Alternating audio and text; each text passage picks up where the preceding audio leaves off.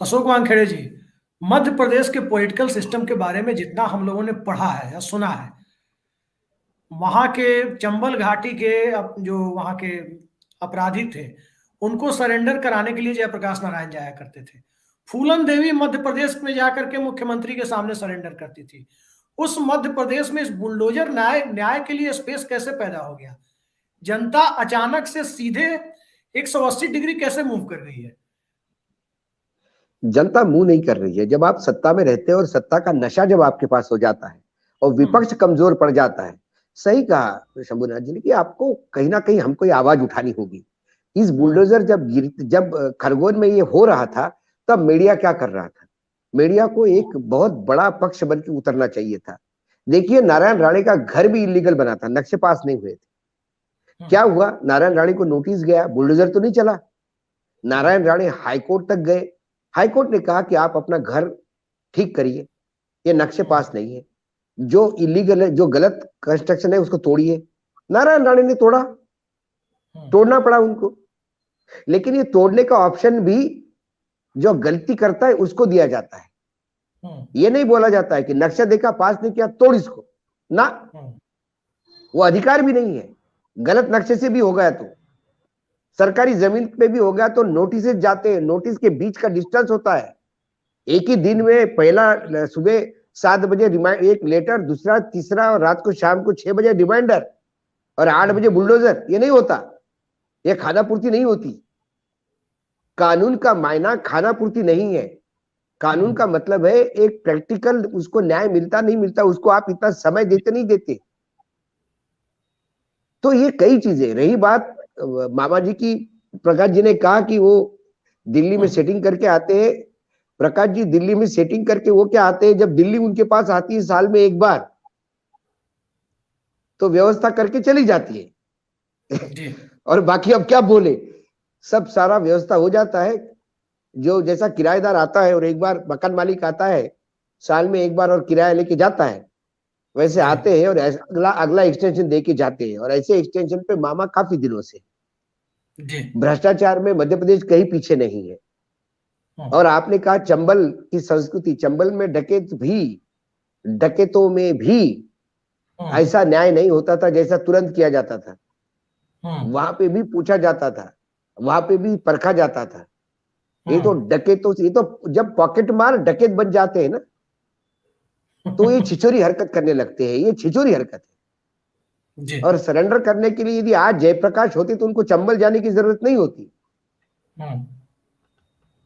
वो सीधा भोपाल जाते तो भी कई डकैत बैठे हैं जहां उनको सरेंडर करवाना होता। आजकल डकैत तो राजधानी में बैठते हैं, जंगल में कहाँ होते हैं। आज तो उनको भी टुकड़े टुकड़े गैंग बता देते सब, आज होते तो। हाँ बिल्कुल, आज तो मतलब आज जयप्रकाश नारायण भी टुकड़े टुकड़े गैंग के मेंबर होते हैं।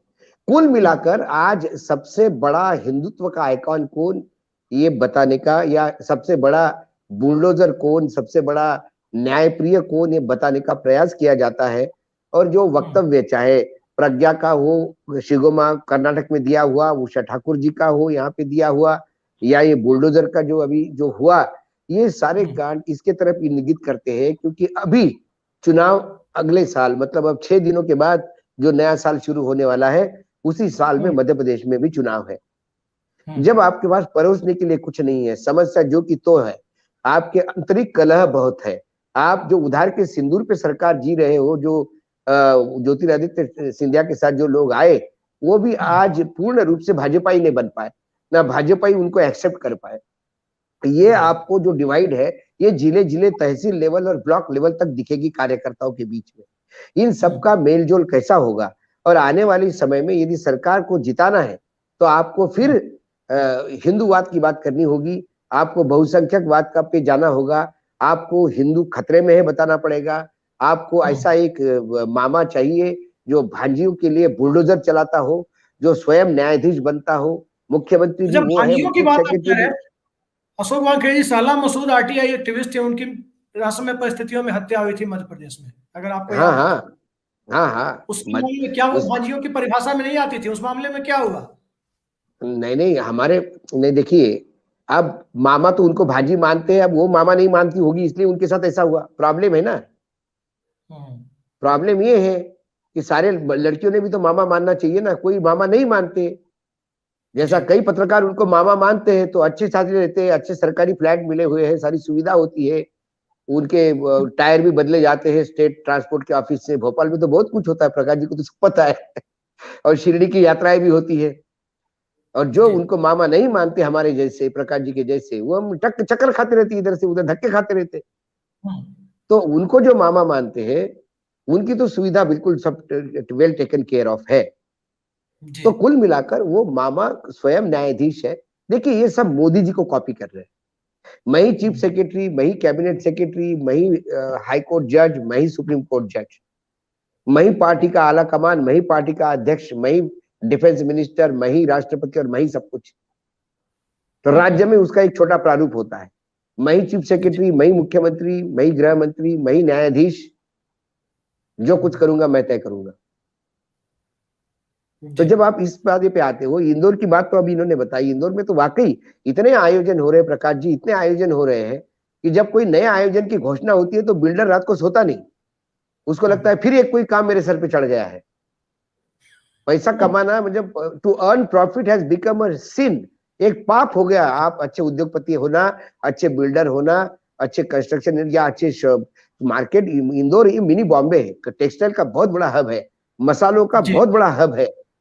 वहां के व्यापारियों के लिए ये नया नया आयोजन इंदौर में एक तकलीफ वाला मामला हो गया कि हर आयोजन में समझ सर पे यदि बांधा जाएगा, अरे आपका इंदौर, आपका इंदौर, अरे इतना बड़ा इंदौर को मत बनाओ कि हम गायब हो जाए इंदौर से।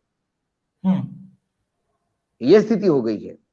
नाइट लाइफ के नाम पे जो हो रहा है, मतलब नंगा नाच हो रहा है, उसके ऊपर तो किसी की नजर नहीं जा रही है। अभी कल आज मैंने एक वीडियो देखा इंदौर में, प्रकाश जी, वो कोई नया मॉल बना है, उस मॉल में जाने के लिए 4-5 किलोमीटर की लंबी लाइन लगी हुई थी, सारे रोड जाम हो गए। उसके तरफ किसी का ख्याल नहीं जाएगा। वो रास्ते में आए हुए जो अतिक्रमण है उसको बुलडोज नहीं करेंगे। बुलडोज करेंगे ऐसी चीजें जहां से आपको वाई वाई मिलती है।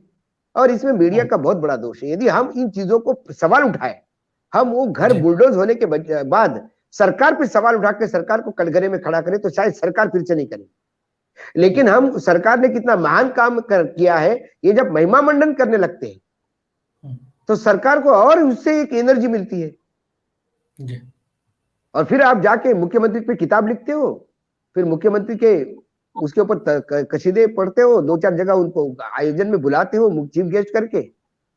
वो भी पत्रकार का नाम बुला के कंधे पे हाथ रख लेता है, उसको लगता है कि मैं महामहिम हो गया। कलेक्टर एसपी से 2-4 इधर उधर काम कर लिए, काम हो गया। जी, इस प्रोग्राम के खत्म होने के बाद आप कमेंट बॉक्स को देखिएगा तो आपको पता चलेगा कि उसके बाद कुछ लोग ऐसे भी कमेंट करने आएंगे कि एक शिवराज सरकार अच्छा काम कर रही है, अपराधियों को बख्श नहीं रही है, ये लोग आ गए बिना मतलब का, उनके ऊपर आरोप लग रहे हैं। देखिए टुकड़े टुकड़े, देखिए मुझे लगता है प्रकाश जी और हमको ये मतलब शंभुनाथ जी को भी, तो हमको तो आदी हो गए। यदि ऐसा कमेंट एक आध दिन नहीं आता तो हमको लगता है कि कुछ गड़बड़ हो गई, कि लोगों ने ठीक से प्रोग्राम देखा नहीं शायद। ये तो होता है, सुबह सुबह से लेकर शाम तक 1-2 बार चाइनीज नहीं घोषित हो जाए, 1-2 बार पाकिस्तानी घोषित नहीं हो जाए, टुकड़े टुकड़े गैंग, जेएनयू एएनयू सारे, हम तो जेएनयू कभी गए नहीं जीवन में, लेकिन ये सारे आरोप लगे तो ठीक है। लेकिन हमारा कहना है कि हम ये नहीं कह रहे कि वो छोड़ देना चाहिए आरोपियों, बिल्कुल आरोपियों की सजा मिलनी चाहिए, लेकिन कानून सजा देने के लिए है। तो जिसका जो काम है वो करिए। पत्रकारिता का काम, जो खबरें हैं वो जनता के सामने लाना है।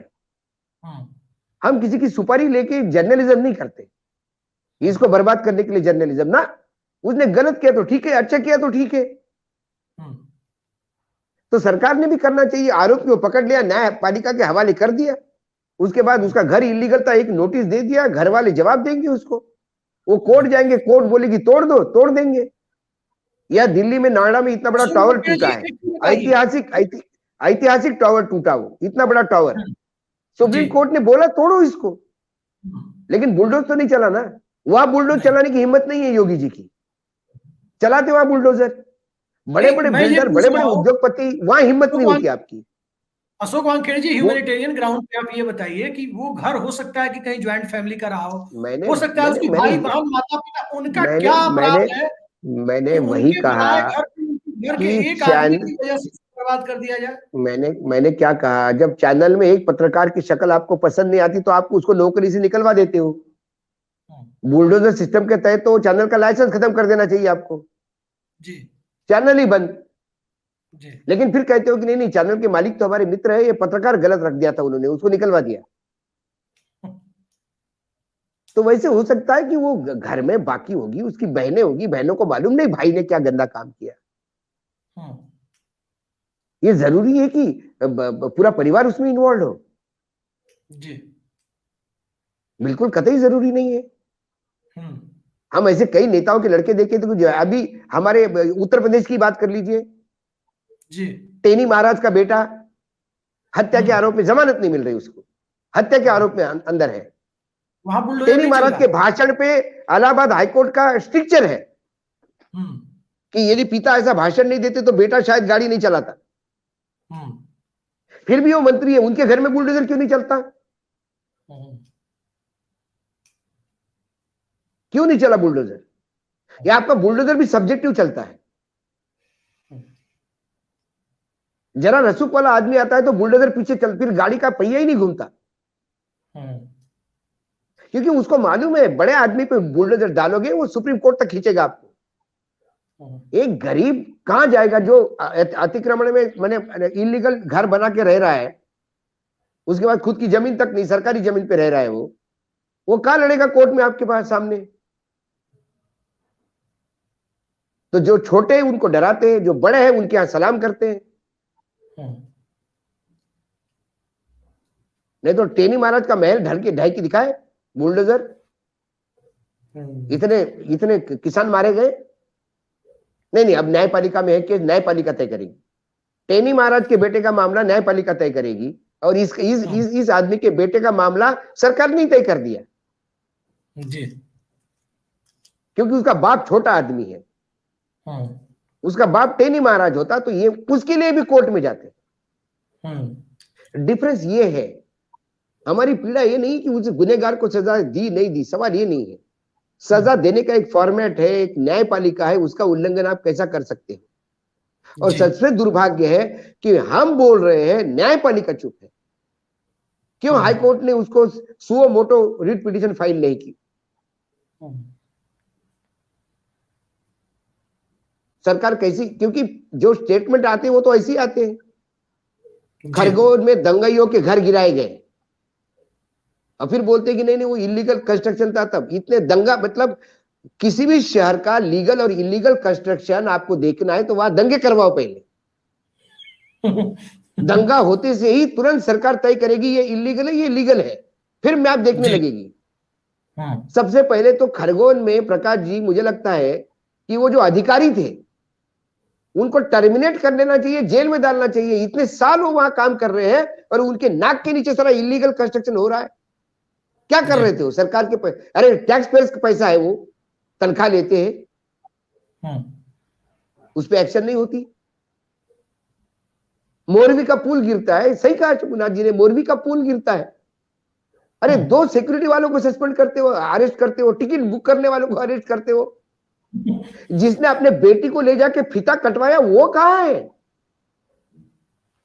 क्योंकि वो अब्जोपति है, वो पार्टी का फंडर है, तो उस पर हाथ नहीं लगेगा। कलेक्टर और एसपी को हाथ नहीं लगेगा। उन्होंने ये पुल कैसा होने दिया उद्घाटन बिना ऑडिट किए। एक घड़ी वाले कंपनी को कोई एक्सपीरियंस नहीं था, उसको एक काम कैसा दिया, कोई नहीं पूछता साहब।